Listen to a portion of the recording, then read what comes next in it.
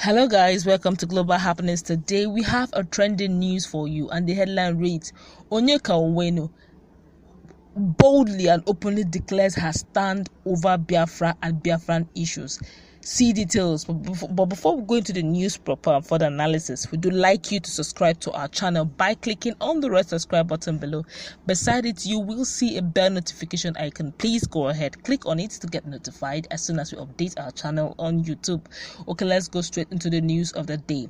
The veteran singer and politician actress Onyeka Onwenu, during her speech at Never Again conference organized by Nzuko Umonna,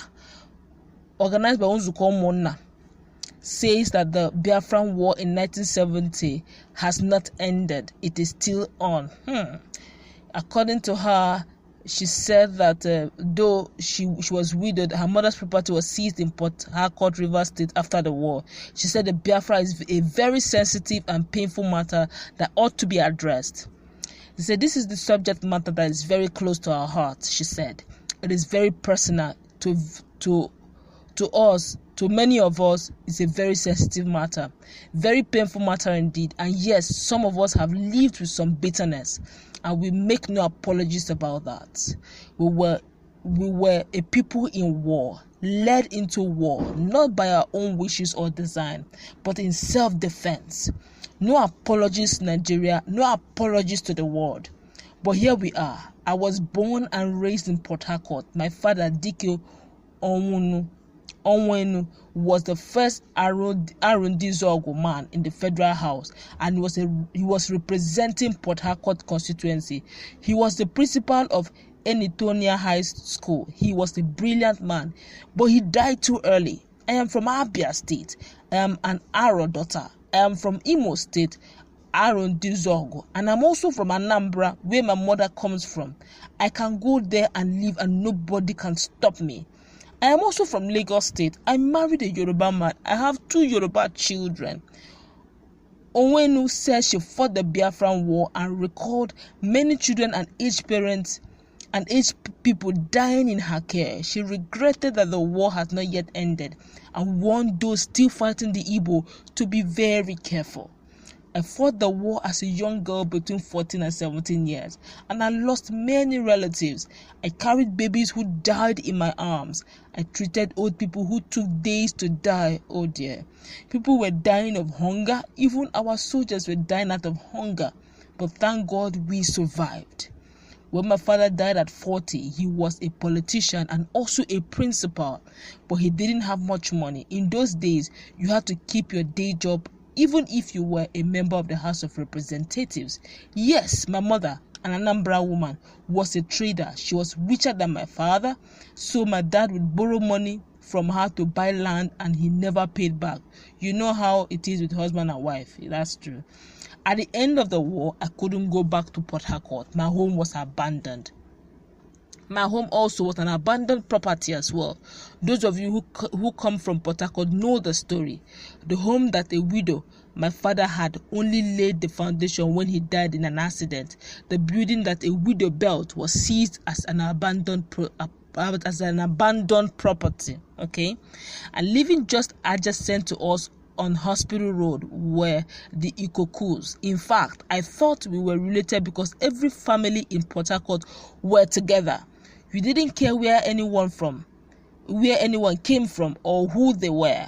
Whether you are from Port Harcourt or not, every parent had the right to reprimand a child he or she saw misbehaving. Port Harcourt was a beautiful town, but we couldn't get back to it. So for me, the Civil War was never ended. It is still ongoing. My poor mother went back to Port Harcourt to claim her property, and she was beaten into a coma by people whom she had helped all her life.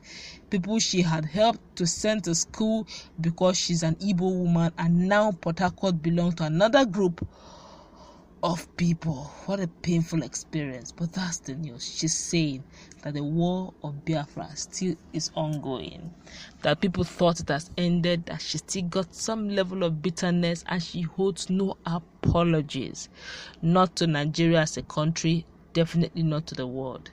That's an elderly woman. That's an elder stateswoman. That's a woman of influence. Onyeka Onwenu is not a small meat. Onyeka Onwenu is a popular woman, a singer by excellence.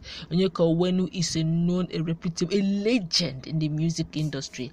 And if she tells you that the war is ongoing and the bitterness is real, honestly, that's to tell you one who is bold enough to speak her mind. And she's saying it with no apologies to anyone, that while the people are still busy making the Igbos feel bad, they should be careful, because the memories are still deep, they are still fresh in the minds of the Biafrans. Don't remind them of what they have lost. Don't remind them of what they are still losing till now. Don't rub it in that you are denying them of that freedom to feel loved and wanted in a country that ought to have been united long ago. It was supposed to be no victor, no vanquish. It looks like there was a victor and there was a victim. And it looks like the Biafra here seem to be the victim, as they have not recovered from the wounds and the pains of that which existed some years back. But before we go into the analysis proper, let's feel the pulse of Nigerians over what Onyeka Onwenu has said. Honestly, her write-up was touching. I felt touched myself. That's the first time she opened up on the issue of Biafra. She rarely opens up on it. But this one, she said with no apologies at all. She doesn't care anymore. She had decided to speak up. It has eaten deep into her anyway. And that's an elderly woman.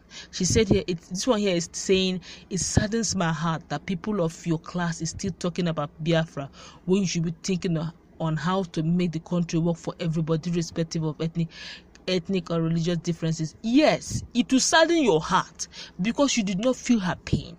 Why won't it sadden your heart? Somebody is still feeling the pains of regret, pains of neglect, and you are saying it's saddening your heart.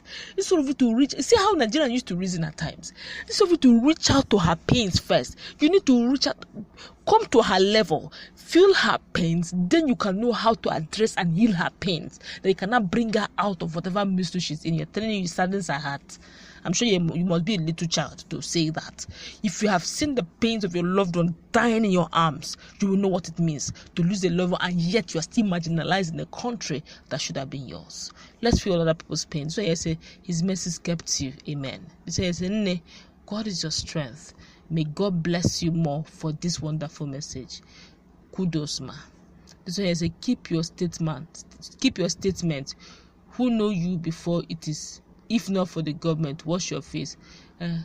I'm sure these ones are the ones who don't believe what she's saying. So you're saying, in case of Port Harcourt and abandoned property, it is unfortunate. However, after 50 years, it should be considered settled. How can your father live to represent the Igbos, to represent Port Harcourt? You can't cheat a people forever. Okay, This one say, don't worry, my dear. The end of the seemingly unending battle will soon come in your lifetime. With God, all things are possible. This one here is saying the Port Harcourt Kano is so desperate to include into Biafran Republic. This one here is saying that is what we are told. All Igbos, stop developing another man's land. Go to your region and develop there. How many Hausas or how many Yorubas do you see coming to Igbo land to develop or have companies in Igbo land? Fulani men and Hausa men have how many Yorubas, Igbo and Fulani companies do they have in Igbo land? So it's not really making sense. But I think what it's trying to say is that how many of these foreigners do have mansions or companies in Igbo land? Are there regions everywhere? Honestly, I can't read. It's not making sense, really. The person who wrote his writing here is not really making sense. So let's jump to another person's opinion here. So, Madam, you're wrong. The war ended with the death and burial of Biafra. Okay. That's your opinion. So you're saying sad, very, very sad. So you're saying, truth be told, it's a very sad story. Honestly, it is. So you're saying, let the Igbos go with their Biafra. Other ethnic groups survive without them. This news about we are we are going is irritating and annoying. Even the northern part of the country they think was not endowed will survive. Enough is enough. Let them go. Now, if people want them to go, let them go. Let there be referendum, let them go. If they are making noise and it's irritating, that's the more reason why you should just let them go. So that everybody's ear will no more irritates them. You see, you don't force a marriage. Or if someone says does not want the marriage, let the person go. It's simple logic. So I say, hold your anger. God is in control. So here it says, see questions. Last Momo set of people, Port Harcourt. May God have mercy on you people, blind people that refuse to open their eyes. I don't understand what this one is trying to say. So here, freedom is coming. May you live to see it. So here, don't disturb yourself, madam. There is nothing like Biafra. That's the noise of jobless youth. What we want to hear, the agitation is an Igbo president. Are you serious? Honestly? You can't be telling me this. Are you serious? Everybody, there's no place. If you just talk of Biafra now, some children know Biafra. Some children of 5-7 years, they've heard about Biafra. I tell you, they've heard about Biafra. It's amazing. I don't know how they get to know, but just to tell you what you call noise. People are hearing it. The noise is real. But then time will tell. But let's not go further. This is it. Onyeka Owenu have opened up her mind. She has bared her heart and said, look, though the war may be over for some persons, but the war is still ongoing, and she feels the pain, the bitterness of losing loved ones, and that those who are, chastising the Igbos should be very careful, because honestly, the war is real. Okay, but that's how much we'll take. What do you think about Onyeka Owenu bearing her heart all over this issue of Biafra once and for all? She didn't really care what government would say about her opinion, but she has said her opinion, and that's it. Really, that's it. Let's go to our comment section. What do you think about the sad story